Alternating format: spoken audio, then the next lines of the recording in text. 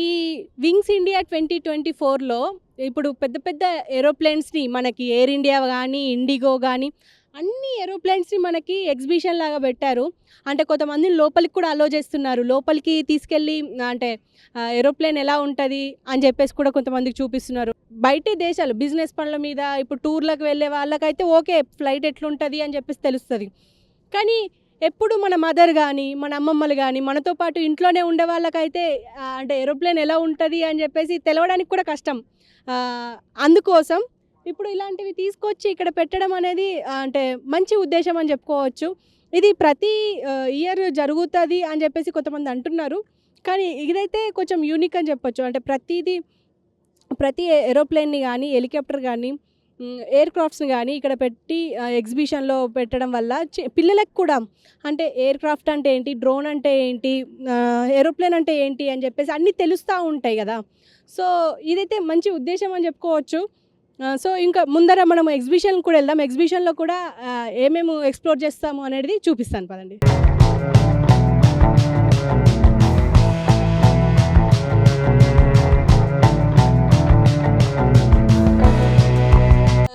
ఎలా అనిపిస్తుందండి ఇక్కడ ఎయిర్ ఇండియా వాళ్ళు మొత్తం ఇక్కడ అన్నీ పెట్టారు అండ్ వింగ్స్ 2024 చాలా బాగా అనిపిస్తుందండి. ఇలాంటివి పెడితే పిల్లలకు కూడా తెలుస్తుంది ఎలా ఉంటుందో అనేది. అండ్ ఎగ్జిబిషన్ చూసారా? ఇంకా స్టార్ట్ అవ్వలేదు, అంటే కాసేపట్లో స్టార్ట్ అవుతుంది. అంటే డ్రోన్స్ కానీ క్రాఫ్ట్స్ కానీ పెట్టారు. అంటే ఇప్పుడు జనరల్గా ఇప్పుడు ఏమంటారు ట్రాఫిక్లో ఇబ్బంది కాకుండా మేము కొన్ని తీసుకొచ్చామని చెప్పేసి చెప్తున్నారు. అలాంటివి తీసుకొస్తే అంటే ఇప్పుడు ఇంకో 2-3 ఇయర్స్లో తీసుకొస్తామని చెప్పేసి అంటున్నారు. దాన్ని అంటే ఒకవేళ అలాంటివి వస్తే రెవల్యూషన్ వస్తుంది అంటారా? ఖచ్చితంగా వస్తుందండి. హలో అండి, అందరికీ నమస్తే. ఈరోజు వింగ్స్ ఇండియా 2024 ఇప్పుడు మనం ప్రస్తుతం బేగంపేట్ ఎయిర్పోర్ట్లో ఉన్నాము. ఈ ఎగ్జిబిషన్లో చాలా రకాలుగా ఉన్నాయి. ఒకటి ఎయిర్ క్రాఫ్ట్స్ ఎట్లా ఉన్నాయి, ఎయిర్ క్రాఫ్ట్స్ కావాల్సిన వస్తువులు ఏంటి, ఎయిర్ క్రాఫ్ట్స్ కావాల్సిన పనిముట్లు ఏంటి, అంటే వాళ్ళలో ఎవరెవరు పనిచేస్తారు, అలాగే ఇంకా దానికి సంబంధించిన బట్టలు కానీ అన్ని రకాలుగా ఇక్కడ అన్ని ఎగ్జిబిషన్లో పెట్టారు. అలాగే ఆంధ్రప్రదేశ్ ఏవియేషన్ పెట్టారు. అలాగే మనకు తెలంగాణ ఏవియేషన్ కూడా పెట్టారు అటు సైడు. సో మొత్తం చూసుకుంటూ వెళ్దాము. మనం ఏంటంటే ఇప్పుడు ప్రస్తుతం మనకు ఎయిర్ క్రాఫ్ట్స్ గురించి అంటే మనకు ఫ్యూచర్ జనరేషన్ ఎలా ఉండబోతోంది, ఫ్యూచర్లో అండ్ ఫ్యూచర్లో మనకు ట్రాఫిక్ ఇబ్బందులు ఉండకుండా కావాల్సిన క్రాఫ్ట్స్ కానీ, ఎయిర్ క్రాఫ్ట్స్ కానీ, డ్రోన్స్ కానీ, ఇప్పుడు సమ్టైమ్స్ సునామీలు వచ్చిన, తుఫాన్ వచ్చిన దానికి కావాల్సిన అంటే ఇప్పుడు వాళ్ళ అత్యవసర సరుకులు కానీ, ఫుడ్ కానీ సప్లై చేయడానికి మనకు చాలా డ్రోన్లు ఏర్పాటు చేశారు. ఆ డ్రోన్లు ఇప్పుడు అంటే ఫ్యూచర్లో రావడానికి అంటే ఒక 2-3 సంవత్సరాల్లో వచ్చే లాగా కొన్ని ఏర్పాటు చేసి పెట్టుకున్నారు. మనకు ఎగ్జిబిషన్లో కూడా చూసి పెట్టారు. అయితే ఇది ఒకటి ఇంట్రెస్టింగ్గా ఉంది అంటే ఏంటంటే రమేష్ ఏరోస్పేస్ అని చెప్పేసి వీళ్ళు రాకెట్ కోసం కావాల్సిన కానీ, లేకపోతే ఇప్పుడు ఫూట్ మనకు కాలు ఇరిగిపోతే ఆ కాలుకు మనకు జైపూర్ ఫూట్ మనం ఎక్కువ అనుకుంటాము. అయితే దానికి సంబంధించి ఇప్పుడు ఇక్కడ ఒకటి ఫూట్ తయారు చేశారు. దానికి సంబంధించి ఇప్పుడు మనం వాళ్ళ డీటెయిల్స్ అంటే వాళ్ళ కాన్సెప్ట్ ఏంటి, వాళ్ళకి సంబంధించిన పూర్తి వివరాలు వాళ్ళని అడిగి తెలుసుకుందాము. సార్ నమస్తే. సార్ నమస్తే అండి. మీ పేరు? రమేష్ బాబు. అంటే మీరే అనమాట ఈ ఏరోస్పేస్ స్టాల్? అవునండి.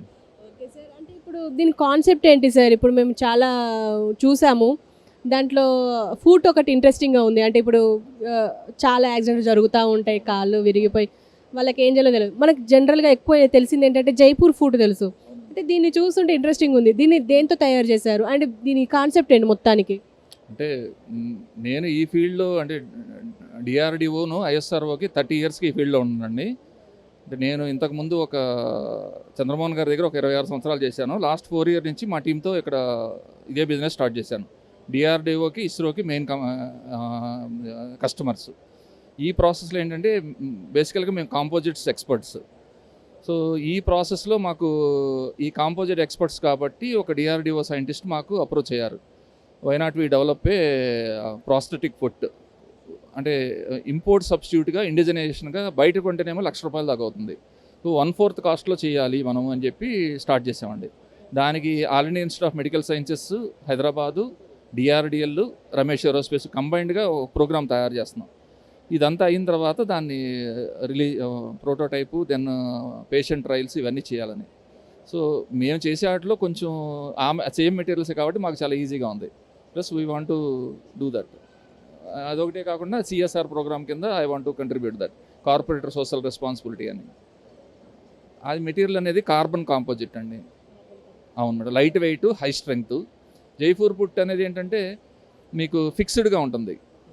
సో దీంట్లో ఏంటంటే హై అండ్ టెక్నాలజీస్ ఇంపోర్ట్ ఏవైతే ఉన్నాయో వాటి నుంచి తీసుకుని డిఆర్డిఓ వాళ్ళు ఫర్దర్ డిజైన్ చేసి ఆ డిజైన్తో అంటే పేషెంట్కి కంఫర్ట్నెస్ పెంచి కాస్ట్ తగ్గించి నార్మల్ పీపుల్ కూడా they can effort to buy the food అని దాని గురించి. ఒకసారి అది ఎక్స్ప్లెయిన్ చేస్తారా, ఆ లెగ్ ఎలా వర్క్ అవుతుంది అనేది? ఆ ఫుట్ ఒకసారి ఆ ఫుట్ ఇవ్వరా? ఇది యాక్చువల్గా ఇంపోర్టెడ్ది మేడం, ఇది ఒరిజినల్గా ఇంపోర్టెడ్ది. సో ఈ టోటల్ సిస్టమ్ అంతా కూడాను మన ఇండియన్ డిజైన్తో ఇక్కడ తయారవుతుంది. సో అంటే మీకు ఇది చెప్పాలంటే ఈ బాటమ్ ఉండే పార్ట్ అనేది ఇప్పుడు తయారు చేస్తున్నాం మేము. టోటల్ ఇవన్నీ కూడా మన ఇండియాలో అవైలబుల్ దొరికే మెటీరియల్స్తో తయారు చేసి, ఈ సోల్ అనేది ఏంటంటే క్వశ్చనింగ్, మనిషికి క్వశ్చనింగ్ కోసం అనమాట. సో ఇది ఇన్సర్ట్ చేసిన తర్వాత దీనిలోంచి ఒక ట్యూబ్ వస్తుంది. ఇప్పుడు మాకు ట్యూబ్స్ ఉన్నాయి చూసారా, అది కూడా కార్బన్ ట్యూబ్సే. ఇదంతా వచ్చిన తర్వాత ఇక్కడ ఒక సాకెట్ వస్తుంది. మనిషికి ఇక్కడ నుంచి కాలు లేకపోతే ఇదంతా పెట్టుకుంటారు ఇక్కడ. దీంట్లో ఏంటంటే డిఫరెంట్ డిజైన్స్ ఉంటాయండి. అంటే ఒకటి ఇలా ఉంది కానీ ఇది బేసిక్ డిజైను. తర్వాత మేము మల్టిపుల్ డిజైన్స్ వేరే చేసాం. అవి ఇంకా ఇప్పుడు ప్రోటోటైప్ మోడల్ స్టేజ్లో ఉన్నాయి. అది వచ్చిన తర్వాత ఇంకా పేషెంట్కి కంఫర్ట్నెస్ ఉంటుంది. సో అల్టిమేట్గా ఏంటంటే పేషెంట్కి కంఫర్ట్ రావాలి, అలాగే లాంగ్ టర్మ్ యూసేజ్కి రావాలి, కాస్ట్ తక్కువలో రావాలి. అంటే ఇప్పుడు జనరల్గా జైపూర్ ఫుడ్ పెట్టుకుంటే జస్ట్ ఇట్లా లింప్ అవుతూనే స్టిఫ్గా ఉంటుంది లెగ్. కానీ ఇది మనకి ఇప్పుడు రెగ్యులర్గా మన లెగ్ ఎలా ఉందో అలా ఉంటుంది అంటున్నారు. అవును, అంటే ఏమవుతుందంటే మీకు అన్ఈవెన్ సర్ఫేసెస్ ఉన్నాయి అనుకోండి, ఎక్కడైనా ఒడిదుడుకులుగా, అంటే మీకు స్మూత్గా ఉంటే ప్రాబ్లం లేదు. సో అలాంటి వాటికి కూడా ఫ్లెక్సిబుల్గా ఉండేట్టుగా కానీ మేము ట్రై చేస్తున్నాం. అంటే మీకు రాళ్లలో వెళ్ళినా ఎక్కడికి వెళ్ళినా కానీ డిఫరెంట్ డిజైన్స్ తయారు చేయాలని చెప్పి ముందు స్టార్ట్ చేసాం మేడం. ఇది బేసిక్ డిజైన్. సరే, ఇంకా మీరు దేనికి వర్క్ చేస్తారు? ఇప్పుడు ఈ ఫుడ్ గురించి కాకుండా ఇప్పుడు మనము రాకెట్కి కూడా చేస్తున్నట్టు చూశాను ఫోటోలో. అంటే మీరు ఇప్పుడు ఇంకా దేనికి వర్క్ చేస్తారు? ఎలాంటి ఐటమ్స్ ఇస్తారు మీరు? డిఆర్డిఓకి సంబంధించి లాంచ్ వెహికల్ సబ్ సిస్టమ్స్ అంటారు మేడం. అంటే మీకు రాకెట్ లాంచింగ్, ఈ మిస్సైల్ లాంచింగ్, ఈ బాడీస్, వాటికి సంబంధించిన ఎగ్జాస్ట్ నాజిల్స్. సో అంటే కార్బన్ కాంపోజిట్స్లో మేము చేస్తాము.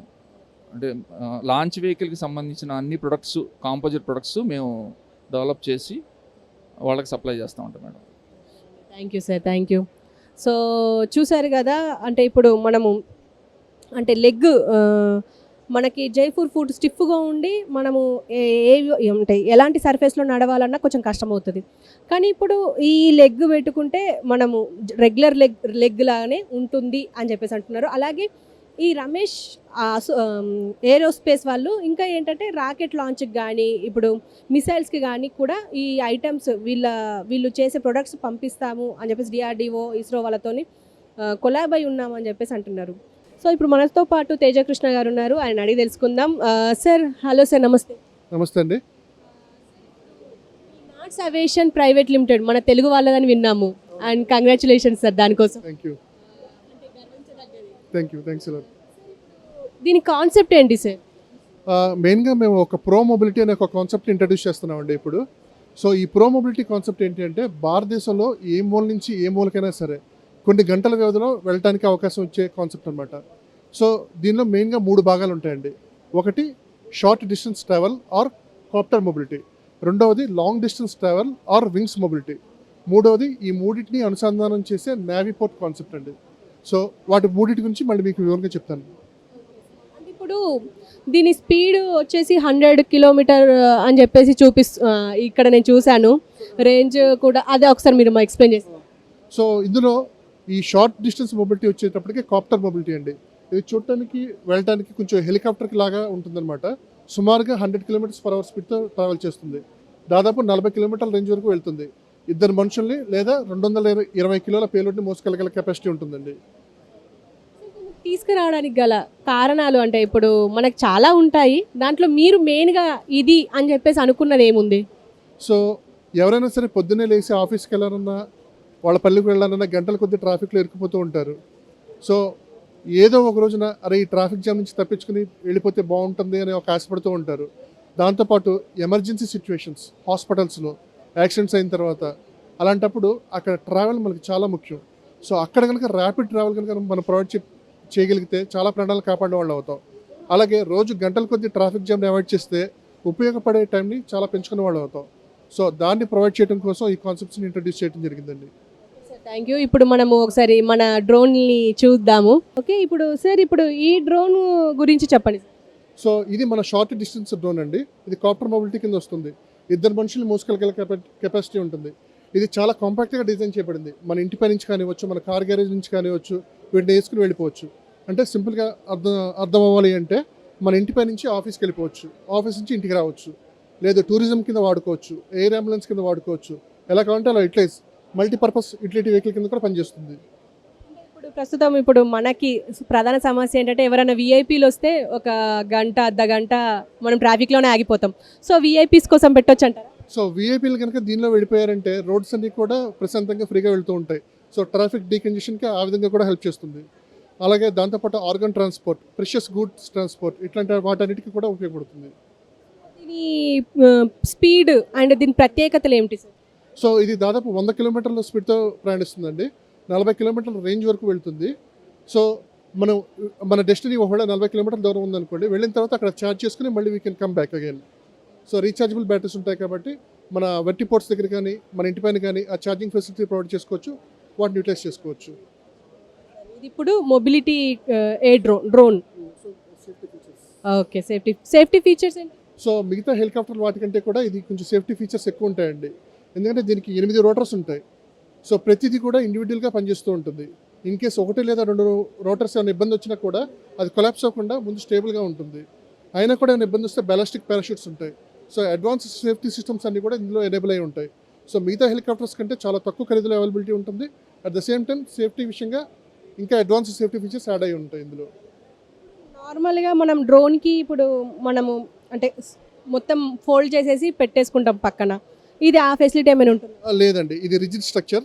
అంటే మనుషులు మోసుకెళ్ళే క్యాపబిలిటీస్ ఉన్నాయి కాబట్టి కొంచెం స్టాండర్డ్ గట్టిగా చేయాల్సి ఉంటుంది. సో కాంపాక్ట్ డిజైనే కాంపాక్ట్. సో ఫోల్డబుల్ ఆప్షన్స్ ప్రస్తుతానికి అవైలబిలిటీ లేవండి.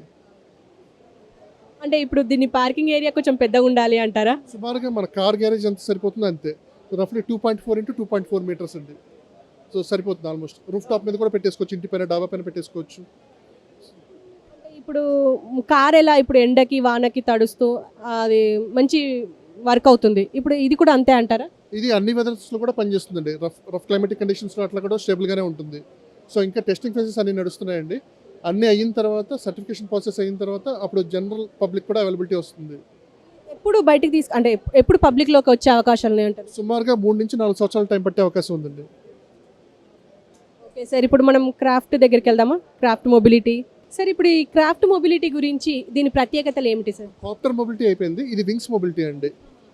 సో ఈ వింగ్స్ మొబిలిటీ వచ్చి దీని రేంజ్ 1500 కిలోమీటర్ల వరకు ఉంటుందండి. సో అది 40 కిలోమీటర్ల రేంజ్, ఇది 1500 కిలోమీటర్ల రేంజ్. అది 100 కిలోమీటర్ల స్పీడ్తో వెళ్తుంది, ఇది 400 కిలోమీటర్ల స్పీడ్తో వెళ్ళగలుగుతుంది. 5 మనుషులు మోసుకెళ్ళగలుగుతుంది. సో ఇది 1/4 స్కేల్ అండి. ఇది కూడా వర్కింగ్ ప్రోటోటైపే. సో ఫుల్ స్కేల్ మోడల్ కూడా తయారు చేయాల్సి వస్తుంది. ఈ ఫుల్ స్కేల్ మోడల్ ఎప్పుడు బయటకు వచ్చే అవకాశం? సుమారుగా వచ్చే సంవత్సరం ఫుల్ స్కేల్ మోడల్ని లాంచ్ చేయడం కోసం ప్రయత్నం చేస్తున్నామండి. దీని సేఫ్టీ ఇష్యూస్ ఎట్లున్నాయి? సో ఇది హైబ్రిడ్ మోడల్ అండి. సో దీనికి రన్వే అట్లాంటివి అవసరం లేదు. హెలికాప్టర్ లాగా పైకి వెర్టికల్గా టేకాఫ్ అవుతుంది, అక్కడి నుంచి విమానాలాగా ప్రయాణం చేసే కేపబిలిటీ ఉంటుంది. సో ఇన్ కేస్ విమానాలాగా ట్రావెల్ చేస్తున్నప్పుడు ఏమైనా కాంప్లికేషన్స్ వస్తే హెలికాప్టర్ లాగా ఎక్కడ కావాలంటే అక్కడ ల్యాండ్ అయ్యే ఆప్షన్ ఉంటుంది. So these are much more safer than the available aircrafts. అంటే ఇప్పుడు ఈ రెండు ఉన్నాయి, ఈ రెండిటి మధ్యలో ఇప్పుడు మనకి జనరల్ పబ్లిక్ వాడేలాగా అంటే విఐపీస్ ఎలాగైనా వాడొచ్చు, కానీ జనరల్ పబ్లిక్ వాడే కాస్ట్ ఎంతవరకు ఉండొచ్చు అంటారు? సో జనరల్ పబ్లిక్కి యూటిలిటీకి వాడటానికి మన నావీ పోర్ట్ అనే కాన్సెప్ట్ ఇక్కడ అడ్వాంటేజ్ అవుతుందండి. ఒకసారి ఇక్కడ చూడండి ఈ పిక్చర్లో. సో జనరల్ పబ్లిక్ వాళ్ళకి కావాల్సిన ఈ కాప్టర్ మొబిలిటీ నుంచి వచ్చి ఆ నావీ పోర్ట్లో వింగ్స్ మొబిలిటీకి షిఫ్ట్ అయ్యి లాంగ్ డిస్టెన్స్ ట్రావెల్కి వాడుకోవచ్చండి. ఫర్ ఎగ్జాంపుల్ మీరు ఇక్కడ నుంచి ఢిల్లీకి వెళ్ళాలనుకుంటున్నారు అనుకోండి, మీ ఇంటి దగ్గర నుంచి నావీ పోర్ట్కి వెళ్ళిపోతారు. అక్కడ నుంచి వింగ్స్ మొబిలిటీలో ఢిల్లీ వరకు వెళ్ళిపోతారు. అక్కడున్న ఎయిర్పోర్ట్లో డ్రాప్ అయిన తర్వాత అక్కడ నుంచి మళ్ళీ కాప్టర్ మొబిలిటీ ద్వారా మీ ఇంటికి రీచ్ అయిపోవచ్చు. So end to end mobility connectivity వచ్చేస్తుంది. ఇప్పుడు ఎయిర్పోర్ట్ లాగా. ఎయిర్పోర్ట్లోనే కానీ చాలా తక్కువ స్పేస్లో. సింపుల్గా చెప్పాలంటే మన బస్ స్టాండ్ ఎంత సైజ్ పడుతుందో అదే సైజులో మన ఎయిర్పోర్ట్ క్యాపబిలిటీస్ మనకి అవైలబిలిటీకి వచ్చేస్తాయి. ఇంకా ప్రత్యేకతలు ఏంటి సార్ ఇప్పుడు ఈ రెండింటిలో? అంటే ఇప్పుడు వేరే క్రాఫ్ట్స్ కన్నా ఇది బెస్ట్ అని చెప్పడానికి ఇంకేముంది? సో ఒకటి రన్వే లేకపోవటం, 2 ఎక్కడ పడితే అక్కడ ల్యాండ్ అయ్యే అవకాశం ఉండటం. So rough and hilly terrains అంటే నార్త్ ఈస్ట్ ఫ్రాంటియర్లో కానివ్వండి, రోడ్ ఫెసిలిటీస్ సరిగ్గా లేని ప్లేసెస్లో కానివ్వండి, ర్యాపిడ్ ట్రాన్సిట్ సిస్టమ్ అవసరం చోట్ల కానివ్వండి, అలాగే భారతదేశంలో ఏ మూల నుంచి ఏ మూలకైనా కొన్ని గంటల వ్యవధిలో మనం రీచ్ అయ్యే అవకాశాన్ని మనకు కల్పిస్తుంది. టైం చాలా సేవ్ చేస్తుంది. సార్ ఇప్పుడు జనాల నుండి మీకు రెస్పాన్స్ ఎలా ఉంది? చాలా థ్రిల్లింగ్గా ఫీల్ అవుతున్నారండి. అందులో మన తెలుగు రాష్ట్రాల నుంచి వచ్చింది అనేటప్పటికీ చాలా ఇంప్రెసివ్గా ఫీల్ అవుతున్నారు. We're happy for the response. Made in India అని చెప్పుకోవచ్చు అంటారా? Made in India and made in Telugu రాష్ట్రాలని కూడా చెప్పుకోవచ్చు. ఒక్క ఎలక్ట్రానిక్స్ అని కొన్ని సిస్టమ్స్ తప్ప మిగతా బాడీ మొత్తం కూడా ఇక్కడ ఇండియాలోనే తయారైందండి. సో చూశారు కదా, అంటే ఇది made in India air crafts అనుకోవచ్చు, మేడ్ ఇన్ ఇండియా డ్రోన్లు అని చెప్పుకోవచ్చు. ఎందుకు అంటే ఇప్పుడు ప్రతిదీ మనకు అవైలబుల్ ఉండేటట్టు, అంటే ఒక చిన్న బస్ స్టాప్లో బస్సులు ఉన్నట్టు మనకి ఏ డ్రోన్స్ ఉండేటట్టు ఈ మన ఇదేంటి నాట్స్ అవియేషన్ వాళ్ళు మనకి ఇక్కడ పెట్టబోతున్నారు. పైగా మన గుంటూరు అంటే మన తెలుగు రాష్ట్రాల్లోనే తయారవుతున్నందుకు గర్వకారణం అని చెప్పుకోవచ్చు. ఎందుకంటే మనకి ఎప్పుడు ఇంటర్నేషనల్ లెవెల్లోనే ఎక్కువ మన కంపెనీస్ కనిపిస్తూ ఉంటాయి, కానీ ఇక్కడ మన తెలుగు కంపెనీ ఉండడం గర్వకారణం అని చెప్తాను నేనైతే. సో పైగా మళ్ళీ స్పీడ్ చూసినా కాస్ట్ చూసినా మనకి తక్కువనే పడేటట్టు, ఎక్కువ ప్రయాణం చేసేటట్టు ఉన్నాయి. ఇది ఫ్యూచర్లో అంటే ఇంకో 5 years లోపల మనకు అందరికీ అలవాటు అయ్యేటట్టు చేస్తారని నేను కూడా అనుకుంటున్నాను.